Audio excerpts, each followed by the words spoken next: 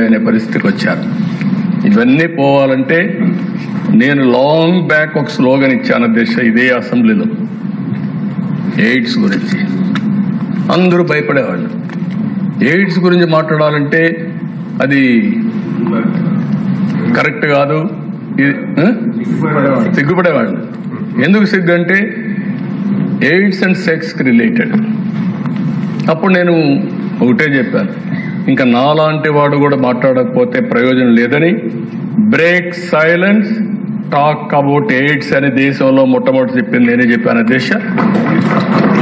చెప్పడమే కాదు, ఎగ్జిబిషన్ పెట్టాం. అప్పుడంతా కూడా ఇవన్నీ కూడా తీసుకొచ్చి కూడా అది తర్వాత వచ్చాయని నేను చెప్పాను. ఇప్పుడు అలాంటివన్నీ కూడా వచ్చే పరిస్థితి వచ్చింది. క్యాంపెయిన్ మోడ్లో తీసుకెళ్ళాం, పేరెంట్స్ని రిక్వెస్ట్ చేశాం, పిల్లలతో కూడా మాట్లాడండి, సేఫ్ సెక్స్ అనేది ఇంపార్టెంట్, మీరు మీ పిల్లలతో ఇంటరాక్ట్ కాకపోతే జీవితాలు నాశనం అయిపోతాయని చెప్పాం. I'm very happy today.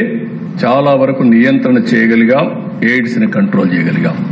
ఇప్పుడు మళ్ళీ మీ అందరికీ చెప్తున్నా, break silence, talk about population management. ఈరోజు మీరు కానీ మాట్లాడకుండా ప్రతి ఒక్క కపుల్, ప్రతి ఒక్క ఆడబిడ్డ 2 కంటే ఎక్కువ పిల్లల్ని ఉత్పత్తి చేయాలి, అంటే కనాలి. ఈ మాట మాట్లాడాలి. మీరు మీ ఊర్లో ఇస్తాం, మీ కాన్స్టిట్యున్సీ ఇస్తాం, మీ మండలంలో ఇస్తాం, కడాని మీ ఫ్యామిలీలో కూడా మానిటర్ చేస్తాం. ఇంకా రాబోయే రోజుల్లో ఆ స్టేజ్కి వస్తున్న ఆ దిశ. ఇక్కడికి వచ్చినప్పుడు కొన్ని సమస్యలు కూడా వచ్చాయి దిశ, ఇవి కూడా మనం చేయాల్సిన అవసరం ఉంది.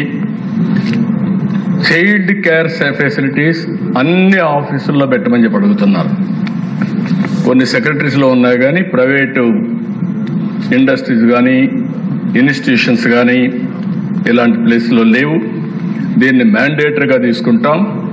ప్రతి ఒక్క ఆఫీసులో చైల్డ్ కేర్ సెంటర్స్ ఫెసిలిటీస్ పెట్టి, మోడర్న్ ఫెసిలిటీస్ పెట్టి ఎడ్యుకేట్ చేస్తామని చెప్పి కూడా నేను మీకు తెలియజేస్తున్నా.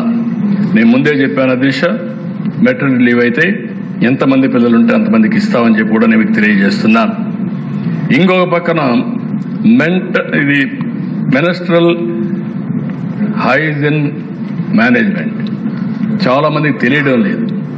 అలాంటి తెలియనప్పుడు సరిగా మేనేజ్ చేసుకోలేకుండా దానివల్ల కౌన్సిలింగ్ సెంటర్స్ పెట్టమంటున్నారు. హాస్పిటల్స్లో కానీ ఎక్కువ మహిళలు పనిచేసేది ఇక్కడ పెడితే బాగుంటుంది అంటున్నారు.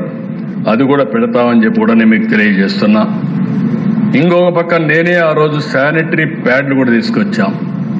ఈ మధ్య ఆ శానిటరీ ప్యాడ్ కూడా అనుకున్నన్ని ఇవ్వలేకపోతున్నారు.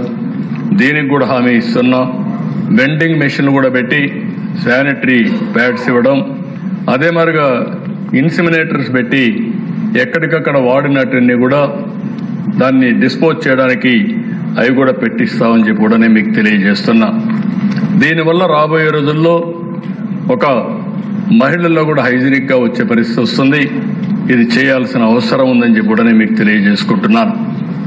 ఇంకో పక్కన మనం చూస్తే ఆంధ్రప్రదేశ్ రాష్ట్రం గట్టిగా మాట్లాడాలి. చాలా వరకు ఇక్కడ సిజేరియన్ ఆపరేషన్లు ఎక్కువైపోయినాయి.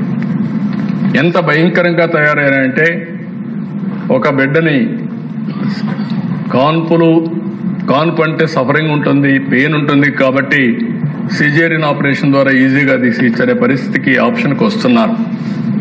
అదే సమయంలో దిశ రెండో బిడ్డను కూడా మళ్ళా సిజేరియన్ చేస్తున్నారు.